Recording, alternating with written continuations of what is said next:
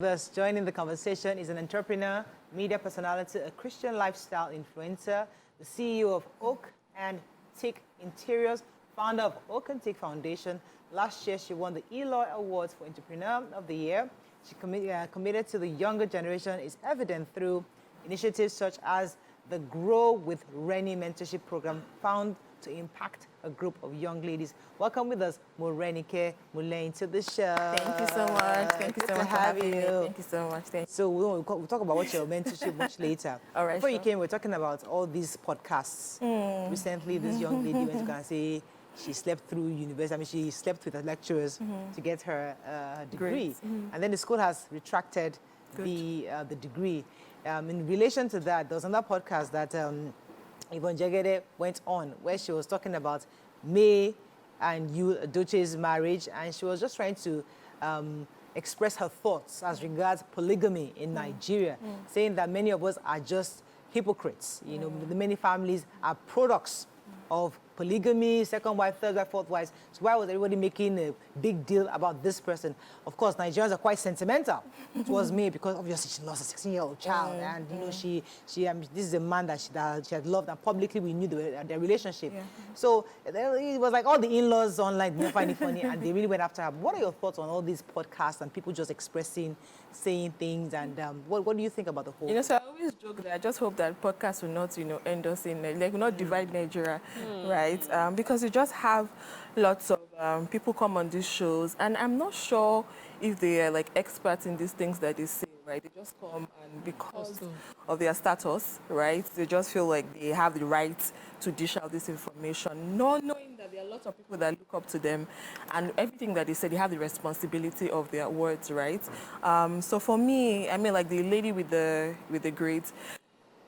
First of all, like, I'm not in support of that. And the fact that she had the, audacity to come out to talk about it, like, to what extent? Like, why did she do that? Like, what was the motive? Like, what are you trying to promote? She wasn't thinking. She thought it was a I worked hard story for, like, you say. She did a video where she was crying. Yes, worked hard. That's what she thought. I'm wondering, what kind of work? So all the work on your back is hard work. Well, Hey, it might be. Well, For some people, yeah, but not for certificates. it's not easy with different It's men. not easy to carry gun too. Unfortunately for her, that's not what you need to get a certificate. So she used the wrong skill. Yeah, for the wrong. So that's why I'm wondering if she knows the difference between right and wrong. No, she doesn't. so I think at the end of the day, like, right, I feel like sometimes it goes back to, like, background. It goes back to, like, your mindset. It goes back to, like, how did you grow up? Like, what were the things that you were looking at, like, the environment and all that. And that, I know we started talking about my mentorship program, but those are the things that, made me start it, because I'm like, there are certain things that may be missing either in your childhood or in your background, or, that makes you grow up and you think that certain things are okay. Right, like she said, like she might think that it was right. Okay, nothing wrong. Right, but see, what you said is so important, because I just realized that so many years you don't your view. Because sometimes when I hear certain things, I cringe. I'm like, we've been doing this show for 11 years. We thought we were impacting people. We thought we were changing people's minds. You shouldn't be hearing certain things anymore, because people watch the show. We love that people are watching the show, but we are hoping that your mind is being reorientated and you're having information. But in some parts, they have no clue. They have no clue. And you'll be shocked that we're not getting through to everybody. Yes. We're not. We can't. We're not getting through to the people we need to get through to. Well, We're getting through to maybe people who already have our own kind of mindset. I don't know, because let me tell you, when I was in my 20s, I used to drive on Echo Bridge, and I used to see that they were stealing the railings. You just see one railing here, go one railing, not that many, but they said they were using them to make buckets. And it was like, why are you doing that? But I think people didn't realize it was wrong. No. It became a situation where if you go on Echo Bridge now, there are no railings. Everybody has used it to make spoon or buckets. Now they are now going to, because I was watching I think it was Journalist Hangar, where they caught some people taking from the railway tracks. Yes. Even the new And terminal bribed bridge. the customs, the guys that caught them. I forgot. 1.5 million. And those ones said no. Do you know the impact it will cause? But do you know where the phase will derail? Yeah. But do you know where that comes from? Because here in Nigeria, we say people are poor, and so they are justified. Every time someone is caught doing something, the next thing you say, well, we are poor, there's no food. What do you expect people to do? So we have justified bad behavior, and now we don't know the difference. That's why you find a girl like that. Honestly, for the way she said it, it's something maybe she has even discussed with friends. These are things that they do. She knows someone that may have graduated like that as well. And she thinks, look at what the extra hard work that I had to do to get a certificate. So we don't have a sense of good and evil anymore. I didn't get admission quite early. And so all of my friends were most likely in their 300, even some were on their way to law school when I got admitted. And I remember some of them were gisting one time and I say, there's this particular lecturer, when you take his course, don't bother reading. Just let one of your friends. So one of their friends did the work for all of them. And they were gisting about it. But when I got to school, it wasn't an option that I would even explore. I finally met the same lecturer. I took his course and just wrote my exam and passed and went. I didn't even express it, share it at home, talk less of tell somebody else. I sat in that conversation as if I was in the, I concurred. I was like, okay. And everybody was just talking. And I talk and move on. There's something I wanted to refer quickly to, this standard. When YK was saying it was like that. And I'm saying even in our generation, now how will it be with our children? When a school bus is going on a one-way and is confronting the right of way, I say, can't you see the school bus? And kids are seeing that example of fast, anyhow, but fast. Nobody wants to wait the wait. And the examples are very many of our, we're promoting all these ills. It just reveals who we are as a people. Let me take this from Reverend Dominic YK. Good morning. Who we have become. Good morning, Reverend Dominic. You're live. Good morning. Good morning, sir. Good morning, my friend Jenny. Good morning, everybody. Reverend Dominic. Long time. How are you? How many years? Welcome. No, I'm sitting here. I watch you. I heard you. You are doing very well. Welcome. Thank you. Yeah. Go ahead, The sir. topic today, Moraya. This blame is enough to go around. I have get to the company that do the podcast. And the chairman told me it is scripted, it's not real story. That lady was rehearsing, a speech they gave her to read. So the lady was not giving a true life story, but it's like to show the picture in real estate, the picture in school certificate, the picture in people who traffic women. That is by the side. But Morales, you don't know why I said the blame is enough to go around. Between you on that level. There's a lady in Nigeria, a young girl about 21, 22, that married a man 25 years old. Because he was a billionaire, she's right. But if a lady wants to marry another man that has one wife, because the man is a poor man, he's a homebreaker. And that's what you celebrities do. Because this one married a billionaire, 21 years old, we should condemn everybody. And he has 2 children. I saw her in blog 2 years ago that he's going to give the 2 children a mansion. And everybody was hailing her. What is abomination in African culture? My friend is my age, you didn't know what I'm saying. But to you, that table, that lady one day will come to that table and they will shine her teeth. I marry a billionaire and they gave her 1 million naira watch. But if somebody else marry another man that is also a billionaire, he becomes a home broker. What is right in Nigeria?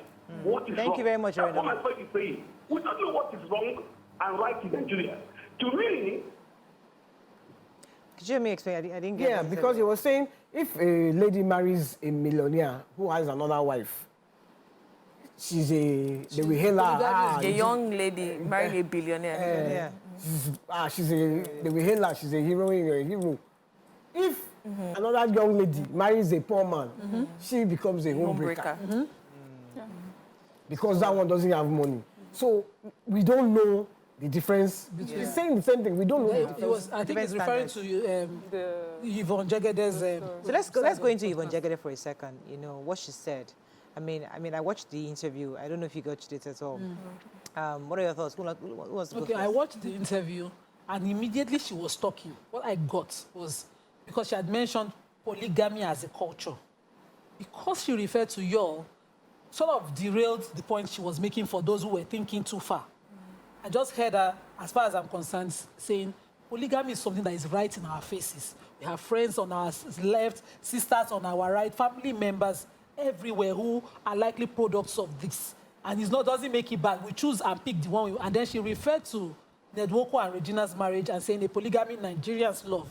I even know the one of May Yul-Edochie that comes out and we say it's now Islamic kind of polygamy. We choose and endorse which we want. We are not a society completely against polygamy. It's the one of the person we don't like. Now we choose. That's what I heard her say. And then because of the reference to Yul-Edochie, and then they went, I just saw her doing a PR 2-page rejoinder on what she had said. I didn't hear her endorse the pain. Because yours pain came out doesn't mean that Nwoko's first wife was happy about Regina. Thank you. We all knew that May Yul-Edochie's first wife was hurt and pained, but Nigerians did not bring the country down. May Yul-Edochie did not stop producing movies, neither did she stop acting. But we carried, because your wife's pain was out there, the loss of his son and everything, we carried that particular polygamy on our heads, and we thought, who are you, Yvonne, to have a voice about polygamy and even think to compare this one?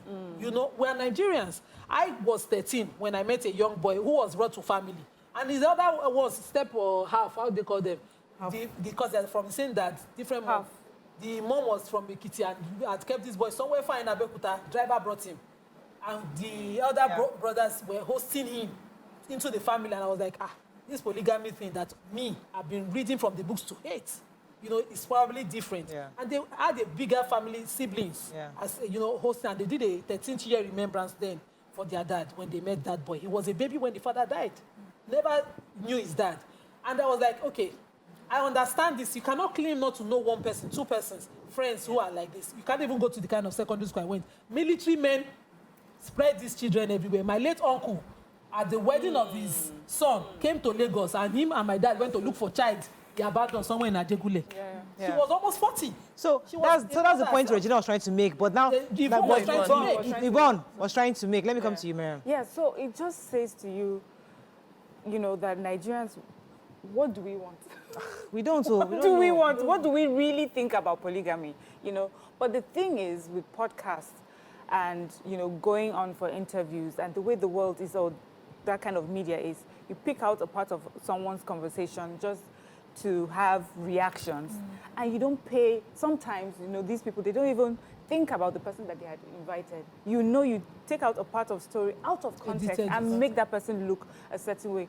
Why can't you were on Chudi's thing, you know, not too long ago. I don't go on social media. Exactly. Like just a few. If they abuse me, it's inside their pockets. Yeah, but what she was saying and what became the conversation is like we're waiting. The way I see it for many Nigerian media consumers, like we're just waiting to hear something salacious or a little bit controversial so that we can attack and, you know, cut into pieces this human being. So having, you know, listened to what Yvonne Jegede said and how you've explained, that is how I see it as well. She was not talking about May's pain. She was just talking about the institution of polygamy and how Nigerians, we haven't yet decided what we want. If you dance for one person for doing the same thing that you're calling someone out, it makes no sense. So the problem is not this polygamist then, it's you. What do you want? So basically, we shouldn't be hypocrites. Yes. We are hypocrites. Because, I mean, I love what Nima said earlier, that nobody knows about Regina's first wife's pain. Yes. We don't know what she went through or what she's going through even till today, because she doesn't come out. We don't know. I know a family where I know there are multiple wives. The last wife obviously has all the attention of the man. The first wife is alive and well, and she's going through her own pain. You can see the pain, but the woman has just accepted her life. So, but nobody is documenting that pain. So now I say, oh, because we love this last wife, oh, now this person doesn't matter. No, that's not true. If you sit that person down and break it down, they'll tell you. But you see again, this issue of polygamy, should it become something where...